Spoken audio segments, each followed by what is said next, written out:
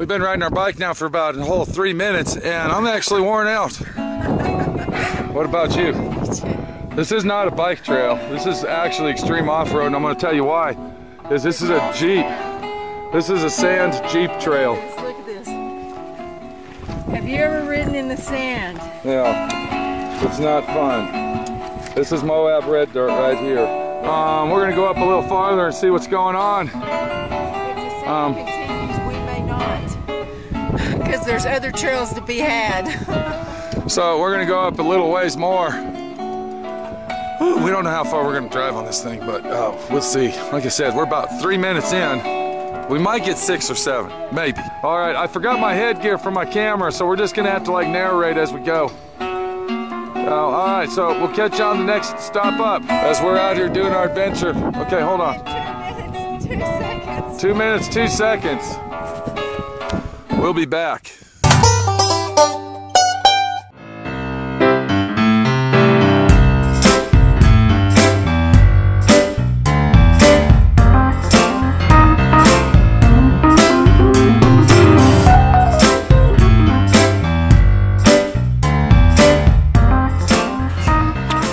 Well, they got a lot of stuff done in the last week. I've been out here for a week.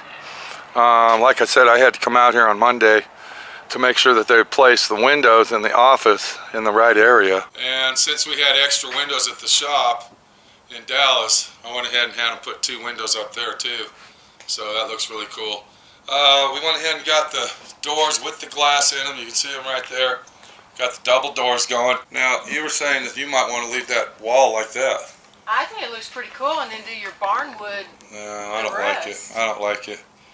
We're going to be barnwooding that up right there. We're going to go find some old barnwood, and that's what we're going to be doing. So, what are you thinking? You just got out here yesterday. We spent our first night here, ate our first breakfast here on the property, and I'm stoked. So what we're doing now is we're working on the electrical, and this is a junction box. We're going to have that mounted in this area right here, I'm thinking. But then on the other hand, I don't know, because I talked to an electrician over at Home Depot, and he said that if I put up a 2x4 and then I can mount all of my Romex or whatever you call it, the MC cable to that, and then take the bare wires and then go through the wall into the panel outside, that should be good enough for code, instead of putting this big power box up and actually messing with that action. So I don't know what we're going to do. Well, I would ask the code guys. I'm going to call him. Carlton? No. What's his name? Colton. Yeah. Colton or Bill, I'd ask them. Yeah. Because they are our friends. They've been really helpful so far. Right. It's kind of like this insulation situation here. We paid a lot of money to have this insulation. And let me show you something here. This is called, I don't even know what it's called, but it's some kind of tape. So you got this tape right here that is between, it's a thermal break tape between the metal panel and this metal.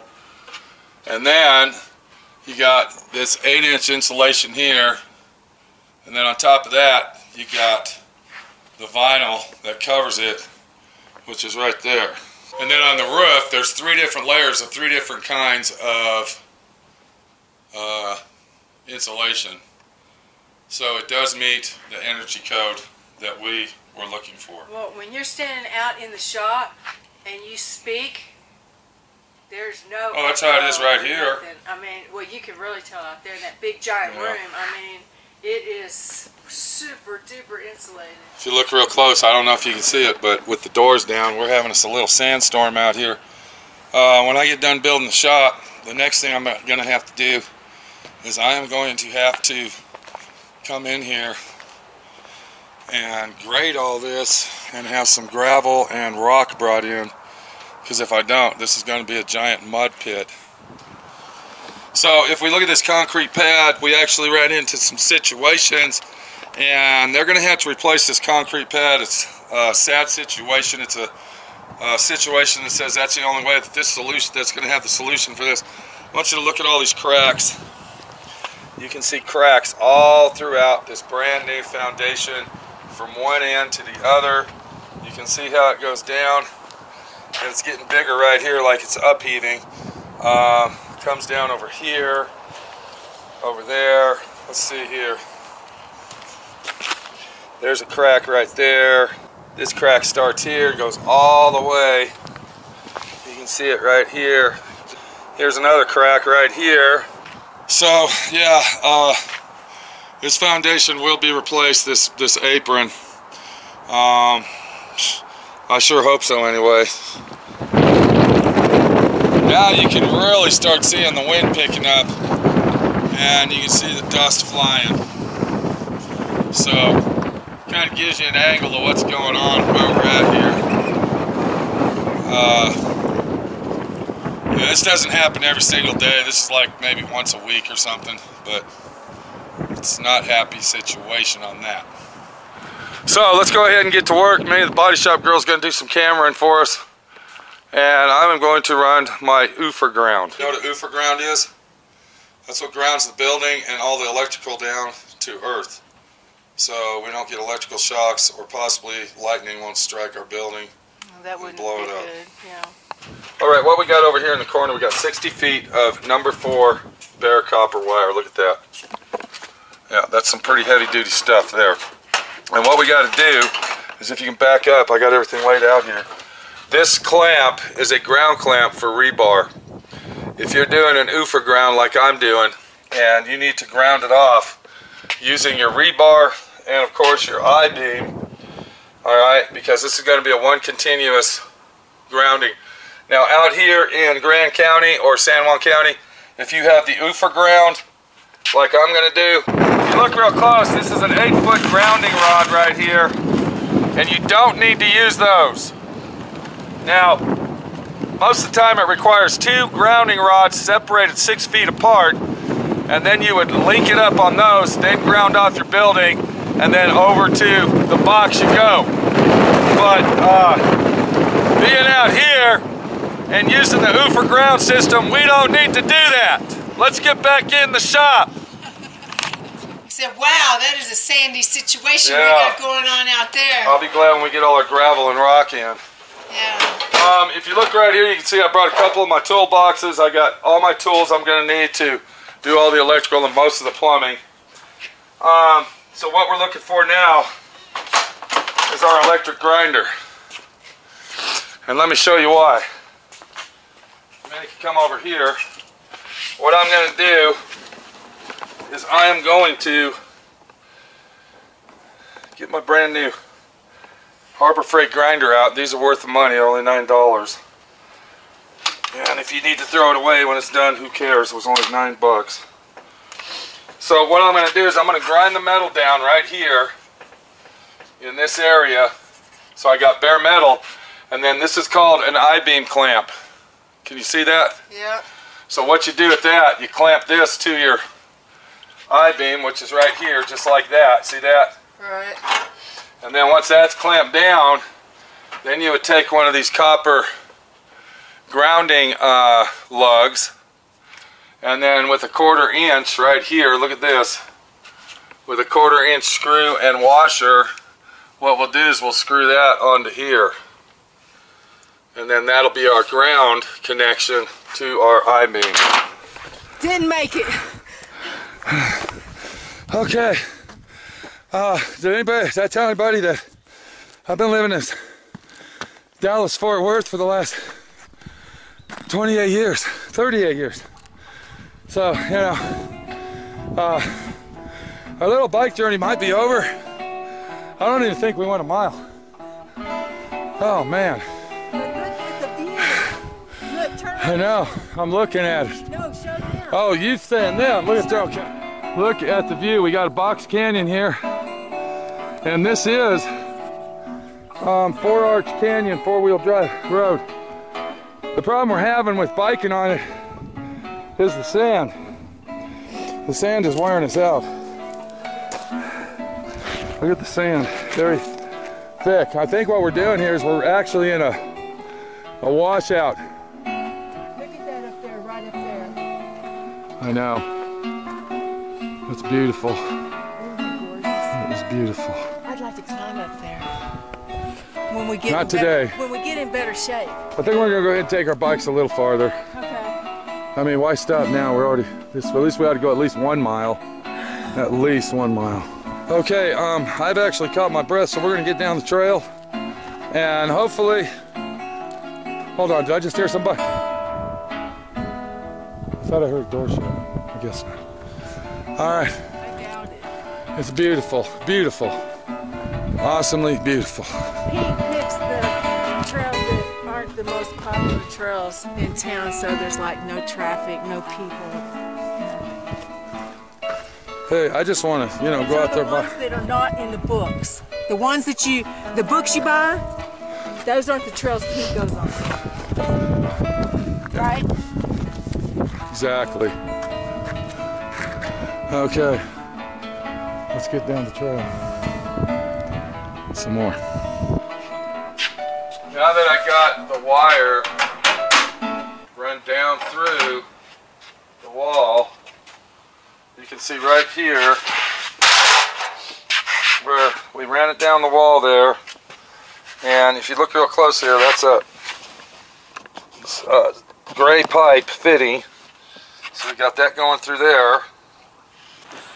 And then I got this elbow right here, which is going to go onto there, just like this. See what I got, Minnie? All right, so that goes right there. And we're going to go ahead and put this wire through here, just like, let's see if we can go ahead and do this. It's real hard to run this wire through the conduit. So the only way to do it is piece it in here to make it fit. All right, ready? Go. Pull it through. There you go. Come on. Come on. Keep going. Okay, go. Come on. All right, now that that's through there, we're going to go ahead and run this straight up here. I see that's bent. It's giving us a problem to go straight in. There we go. We're going to run that, and then once we get all this together, then we're going to glue it all together, see? And no, I'm not a professional electrician, so if I'm doing this wrong, I don't know what to tell you. Okay, look what we got here. This is something else I found out about this electrical crap, is when you use these little nuts right here, you see that nut I'm using, Minnie? You can't leave it like that. And you got to put this cap on top of that. So don't ask me why. I don't know the rhyme or reason for it, but that's how you do it. You got to have this on here, just like this.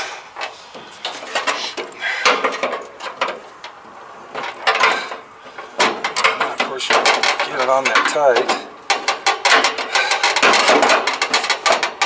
Come on. And that goes on top of there, so don't ask me why, because I don't know. And if there's somebody out there that can tell us why that is, I'd appreciate it. Because I seriously don't know why you have to do that, but I'm going to make sure that's nice and tight. I'm going to take this cap right here, lift that wire up just a little bit, and then that just goes on there like that.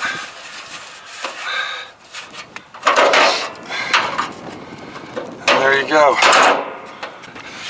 And then I always like to take the glue and I go around these seams real good like this. I don't think I glued that one, did I? Yes, you did. This one here? Oh, yeah.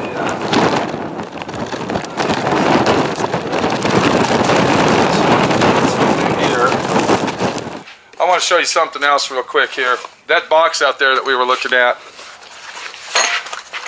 alright, cost $1,000. And to hook all this stuff up, you need to buy these things right here.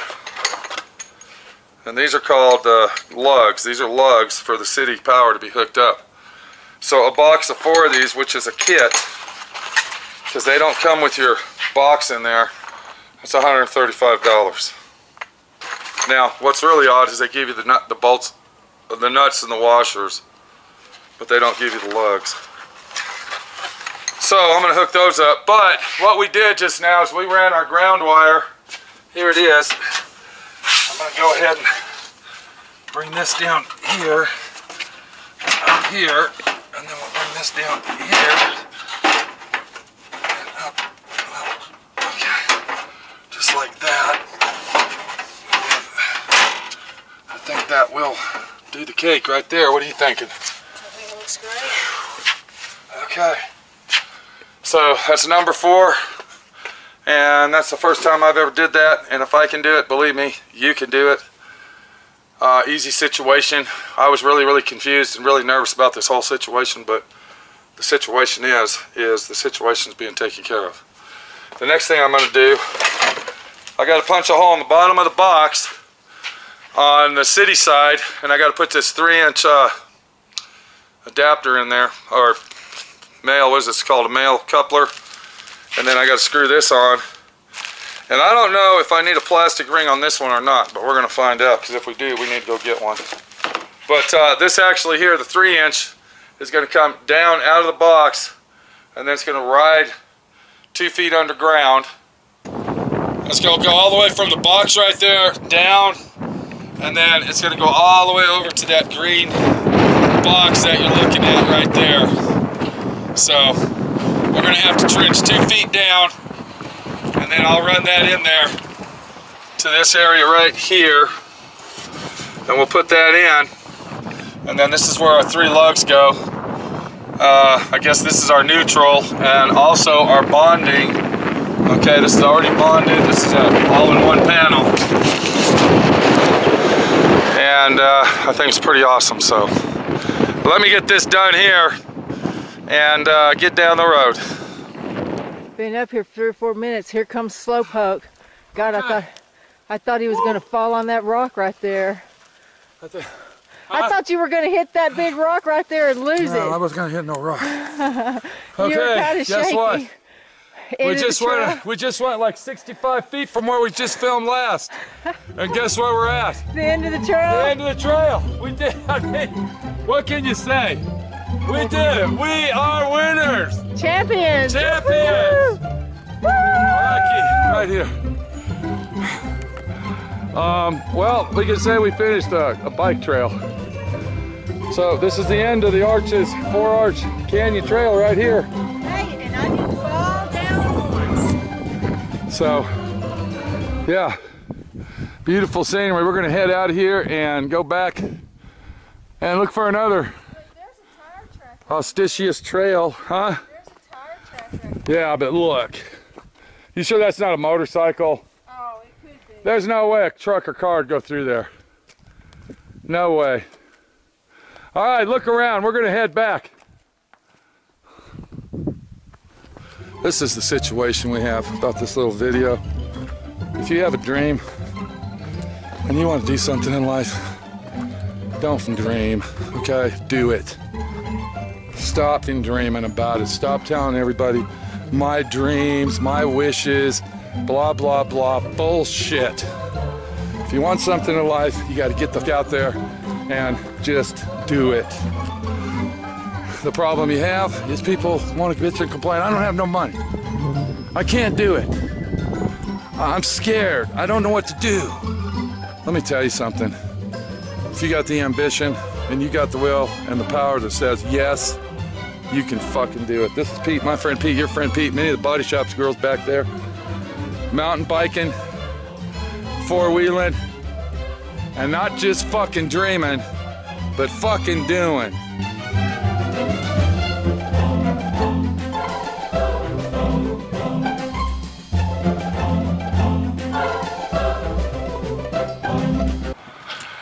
So we're over here working on the shop, getting DIY water school together. That was kind of a big action there. I mean, you know, some people, electricians, they can just whip it out. Everything's cool, but in our situation, it seems like we got a problem. Okay, I gotta go. We got insulation falling off the wall. They're not gonna be back till Monday. And we got insulation from the wind falling off the wall now. We need to get her fixed up. Look what's going on here. All the insulation's falling off the wall. We gotta go. Take it easy. We'll see you later. Ride it slow. Come on. You got it. Bring it on in. All right. What do you think? Was it fun? Yeah.